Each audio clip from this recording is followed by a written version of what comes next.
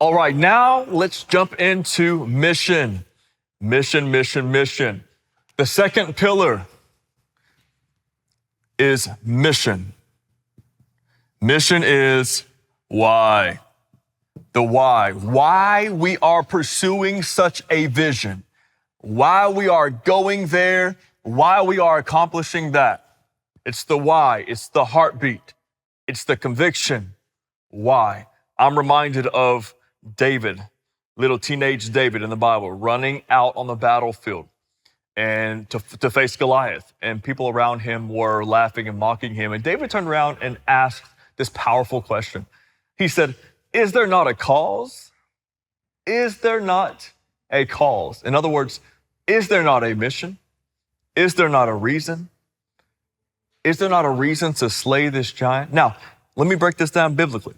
His vision was, in that moment, his vision was to slay the giant, but his mission was to save the people behind the giant.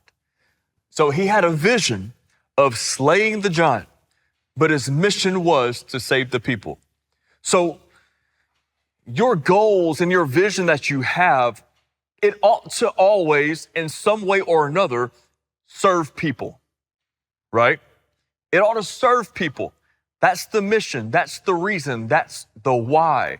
And so if you have written, different statements for your organization, make sure that somehow or another, it points back to people. You got to have a why. Why? Why am I pursuing such a vision? And frankly, at the end of the day, that's what is going to keep you going. You're going to get weary when it comes to pursuing vision. You're going to get a little taxed and get a little tired, maybe even face discouragement or fear a time or two. I'm sure David had somewhere along the way. He was a little bit timid to face Goliath, but he was willing to die for it because he understood the why. Is there not a cause? I can't help but to pursue this vision because I am driven.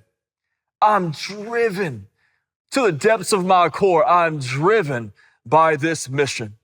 So what is your mission? What is your why? Lean into that. It is enough to empower you to pursue anywhere or what.